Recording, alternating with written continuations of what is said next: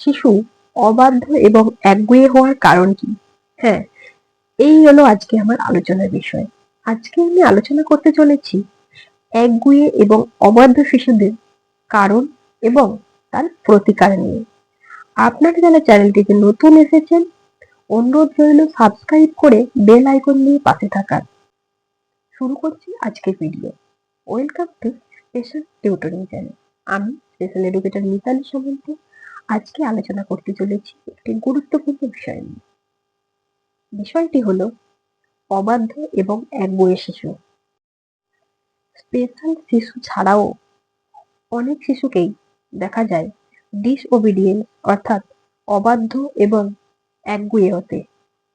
সেক্ষেত্রে তাদের হয়তো বুদ্ধাঙ্ক তুলনামূলকভাবে অনেক বেশি থাকে, কিন্তু তাদের মনস্তাত্ত্বিক দিক থেকে বিশেষ কিছু ঘাটতি থেকে যায়, যে কারণে তাদের এই একগুঁয়ে এবং অবাধ্যতা লক্ষ্য করা যায়। কাদের আমরা এই অবাধ্য এবং একগুঁয়ে শিশু বলতে পারি? যেসব শিশুরা বাবা মায়ের কোনো কথা না শোনে কিংবা কারো কোনো পরামর্শে কোনো রকম গুরুত্ব না দেয়, এছাড়াও নিজে যা মনস্থির করে সেটাই করে, এই ধরনের শিশুদের আমরা অবাধ্য, একগুঁয়ে এবং নেতিবাচক মনোভাব সম্পন্ন শিশু বলতে পারি। কারো অনুরোধও এরা কানে নেয় না।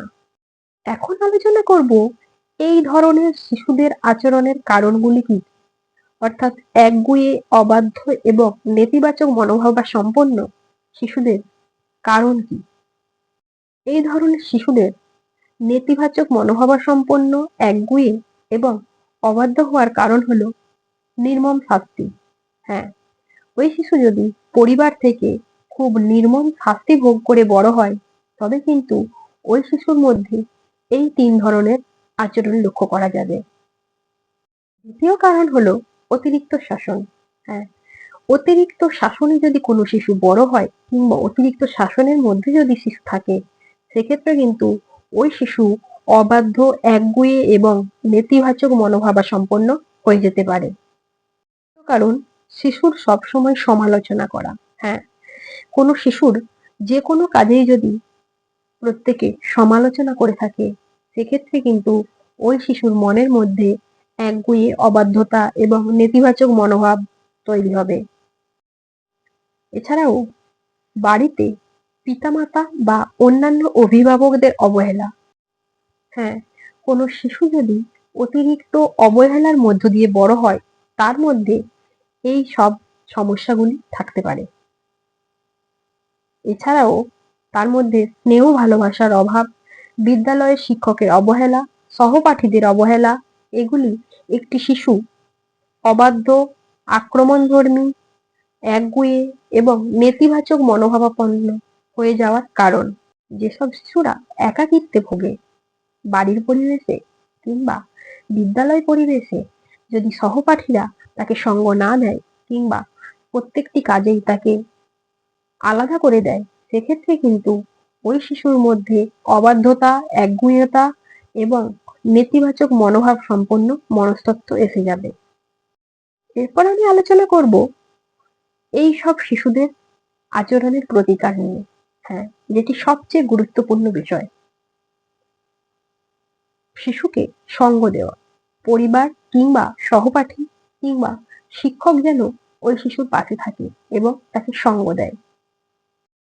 সময় কাটানো। বাড়ির লোক কিংবা বন্ধুরা কিংবা শিক্ষক যেন তার সাথে কিছুটা সময় কাটায়।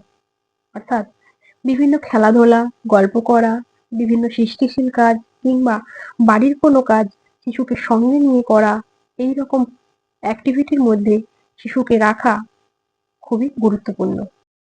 শিশুর সামর্থ্য এবং শিশুর বয়স সেই অনুযায়ী তার সাফল্য প্রত্যাশা করা। খুব বেশি চেয়ে ফেলে তাকে অপমান না করা। সে যেটুকু করেছে তার চেষ্টাই করেছে এই বলে তাকে সম্বর্ধনা দেওয়া এবং তাকে উৎসাহিত করা আরো ভালো করার জন্য। অতিরিক্ত প্রত্যাশা করে সেই দোষ তার উপর আরোপ করা চলবে না। বিদ্যালয় পরিবেশে শিক্ষক ওই শিক্ষার্থীর প্রতি বিশেষ মনোযোগ দেবেন। অন্যান্য শিশুদের মতো সেও যাতে দলে থাকতে পারে সেই দিকে বিশেষ খেয়াল রাখতে হবে এবং বিভিন্ন সৃষ্টিশীল কাজে তার গুরুত্ব দিতে হবে। তাকে কোনো রকম দায়িত্ব দিয়ে তাকে ব্যস্ত রাখতে হবে। তাকে তার সামর্থ্য অনুযায়ী ছোট ছোট দায়িত্ব দিয়ে গুরুত্ব দিতে হবে। একান্তই যদি শিশুর এই আচরণকে সংযত করা না যায়, সেক্ষেত্রে কিন্তু অতি অবশ্যই একজন মনোচিকিৎসক অর্থাৎ সাইকোলজিস্ট কিংবা কাউন্সিলরের পরামর্শ গ্রহণ করতে হবে। এই ছিল আজকের বিষয়। ধন্যবাদ সবাইকে এতক্ষণ পাশে থাকার জন্য।